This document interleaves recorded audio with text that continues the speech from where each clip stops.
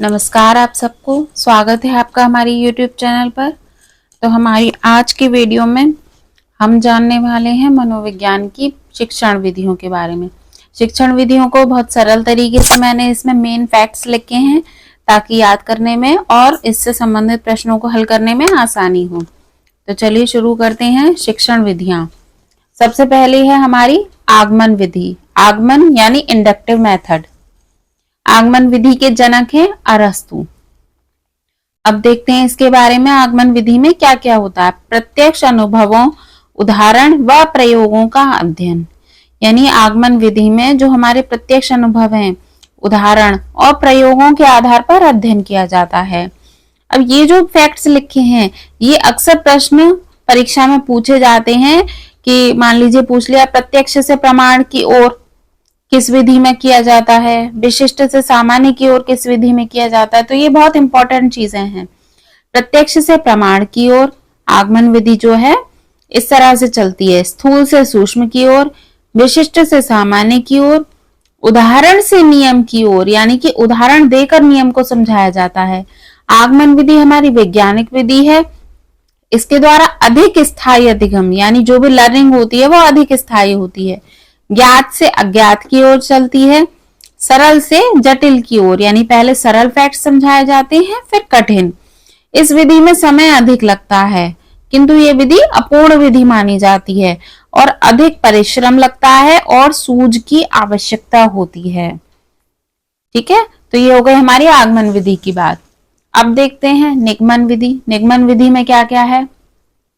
निगमन विधि यानी deductive method, इसके जनक भी हैं।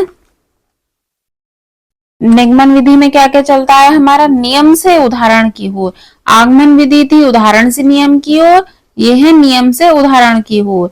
अब ये आगमन का उल्टा है। इसमें सामान्य से विशिष्ट की ओर, सूक्ष्म से स्थूल की ओर, प्रमाण से प्रत्यक्ष की ओर। संक्षीर्ण व्यवहारिक विधि सरल व सुविधाजनक है। वर्तमान कक्षाओं में प्रयोग की जाती है व बालक इसमें तेजी से सीखता है किंतु इस विधि में रटने पर बल दिया जाता है। तो ये दोनों ही विधियां बहुत इंपॉर्टेंट हैं और इनके ये जो फैक्ट्स हैं की ओर वाले, जैसे प्रत्यक्ष से प्रमाण की ओर, नियम से उदाहरण, ये बहुत कंफ्यूज करते हैं कि पता चला आगमन का है हमने निगमन में लिख दिया, निगमन का आगमन में हो गया। तो इन्हें बहुत अच्छी तरह से याद करना है। अगली है हमारी नंबर 3 विश्लेषण विधि, एनालिटिकल मेथड। अज्ञात से ज्ञात की ओर, रेखागणित में प्रमेय निर्मेय को सिद्ध करने में प्रयोग, यानी कि ये जो एनालिटिकल मेथड है मुख्य रूप से मैथ्स में होता है। मनोवैज्ञानिक विधि है, स्थायी ज्ञान की उत्पत्ति होती है, खोज क्षमता का विकास होता है और इसके अलावा ये अधिक समय लेने वाली विधि है और कुशल अध्यापन की जरूरत, यानी इस विधि को पढ़ाने के लिए हमें किसी अच्छे शिक्षक की आवश्यकता होती है। अब देखते हैं संश्लेषण विधि, सिंथेसिस मेथड। इसमें क्या है, अनेक को एक करना, बहुत सारे फैक्ट्स को मिला के एक कर दिया जाता है। ज्ञात से अज्ञात की ओर चलती है। सरल व सुविधाजनक विधि है। तीव्रता से समस्या का समाधान होता है। स्मरण शक्ति के विकास में सहायक होती है। गणितीय समस्याओं के समाधान में उपयोगी है और रटने की प्रवृत्ति पर भी बल देती है। यानी कि संश्लेषण और विश्लेषण नहीं, निगमन और संश्लेषण में रटने पर जोर दिया जाता है।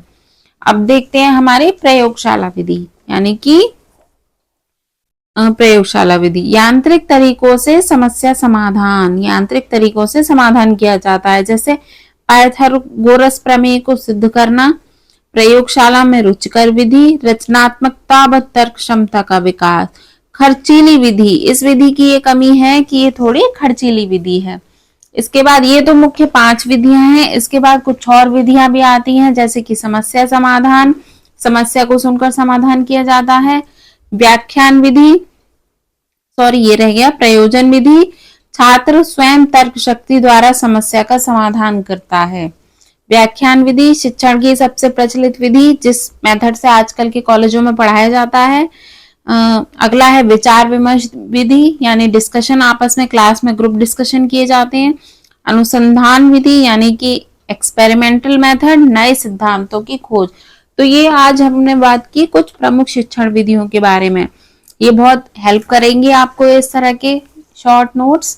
तो उम्मीद करती हूँ आपको वीडियो पसंद आएगी। हमारे चैनल को लाइक और सब्सक्राइब जरूर कीजिए और जुड़े रहिए हमारे साथ। मिलते हैं अगली वीडियो में, तब तक के लिए नमस्कार।